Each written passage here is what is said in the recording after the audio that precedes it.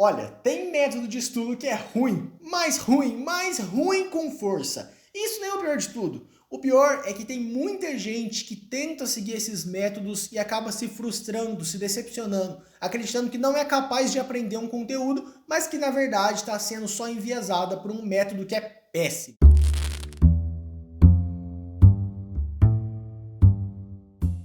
Fala galera, beleza? Seja muito bem-vindo, seja muito bem-vinda. Eu sou o Theo, sou estudante de medicina da USP e hoje eu vou te falar dos piores métodos de estudo que eu vejo muita gente usar. E a primeira coisa que vocês precisam entender, galera, que isso é bem importante, não existe método de estudo que funciona para todo mundo, em todas as situações, em todos os níveis. Se alguém te falar que tem um método de estudo que funciona para quem está tirando 600 de média no Enem e também para quem está tirando 820 no Enem, da mesma maneira, o mesmo método, desconfie. Provavelmente essa pessoa não sabe do que ela está falando. E tendo dito isso, entendam que um método de estudo que pode ser maravilhoso para uma pessoa em uma específica situação pode ser péssimo, horrível para outras pessoas em outras situações. E é por isso que eu vou falar sempre dos piores métodos contextualizados ali com a situação em que eles não funcionam. Começando com o primeiro método da nossa lista de piores métodos de estudo, a gente tem o estudo sem questões. E esse é ruim para todo mundo mesmo, porque estudar sem questões, ou seja, estudar vendo 1000 aulas, lendo um monte de teoria, mas nunca colocando na prática,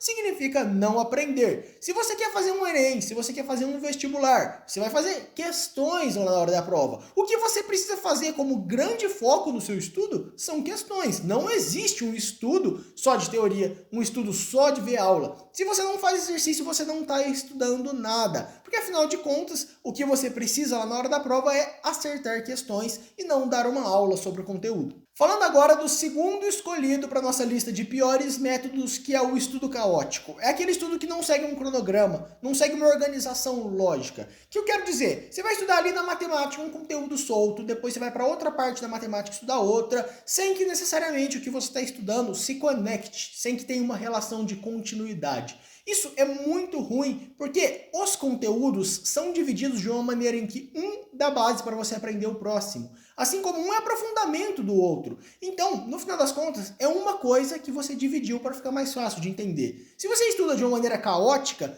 tudo parece diferente, nada parece conectado. A impressão que você tem é que é muito mais coisa para aprender, com uma complexidade muito maior. Conclusão, você não vai estudar nem 20% do que tinha que estudar, 80% vai ficar para trás e vai ficar tudo mal aprendido. Agora, o terceiro dos métodos que eu considero péssimos, e esse vai dar polêmica, que é o estudo por questões para quem tem base fraca. Resumidamente, falando do estudo por questões, já gravei um vídeo aqui para o canal sobre ele, mas ele consiste em você fazer, ao invés daquela ordem clássica de primeiro teoria, depois você parte para as questões, você inverte, você vai fazer questões, com base nas questões que você está errando, você vai solucionar os seus erros, voltando na teoria e fazendo mais questões. Parece interessante, só que para quem tem base fraca, que é no caso que a gente está falando aqui, você simplesmente não tem condições mínimas de entender do que o exercício está falando. Como você vai cair ali em uma questão que você sequer sabe do que está sendo falado ali? Então, aquilo para você não vai ser produtivo. Vai ser uma brincadeira de adivinhação. Você não tem condição ainda de resolver aquela questão, simplesmente porque te falta ali a base teórica mínima.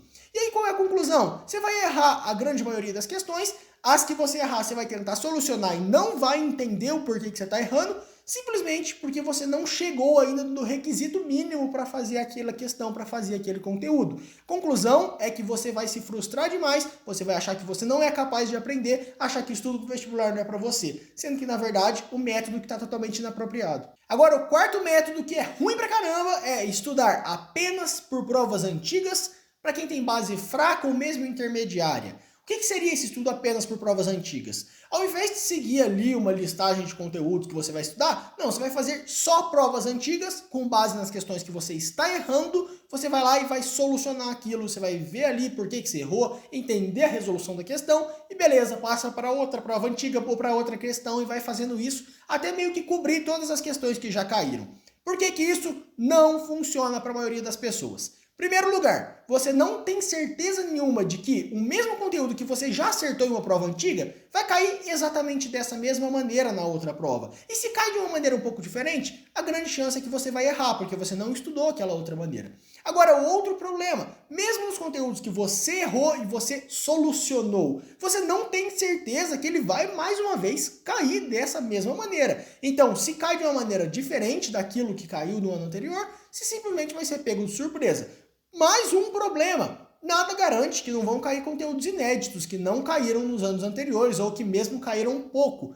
No final das contas, todo ano tem conteúdos novos, conteúdos que não caíam tanto assim. Se você não tem um bom estudo desse conteúdo, a sua chance de acertar é próxima de zero. E agora o nosso último método escolhido como um dos piores é aula em período integral para quem é intermediário ou avançado. Isso mesmo, aula em integral para quem já tem uma base mais ou menos legal é um suicídio. Os cursinhos principalmente acham que jogar o aluno na cadeira e dar 12 horas de aula por dia para ele vai garantir a aprovação. Não vai! A maior chance é que não vai, porque cursinho não aprova aluno nenhum. O que aprova é o estudo ativo, é o estudo que você faz em cima daquele conteúdo que a aula te deu só uma breve noção. Então, se você tem 12 horas de aula por dia em período integral, sinto muito, mas você não tem tempo de estudar de verdade, estudar você com a sua cadeira ali, o seu material, sozinho aqueles conteúdos.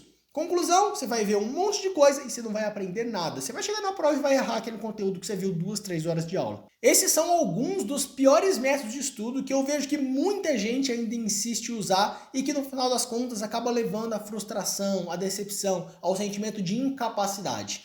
Mas se você usava algum desses 5 métodos e agora percebeu que não é bem por aí, que pode ser que isso não esteja dando certo, já deixa aí nos comentários qual deles eram. Se você gostou do vídeo e quer apoiar o meu trabalho, se inscreve no canal se você não é inscrito. Se você já é inscrito, ativa o sininho de notificação para ficar por dentro de todos os vídeos novos. Segue a gente também no Instagram, primeiro link na descrição, o Lastro Oficial, para ter um contato bem mais direto comigo. Aquele abraço e bons estudos!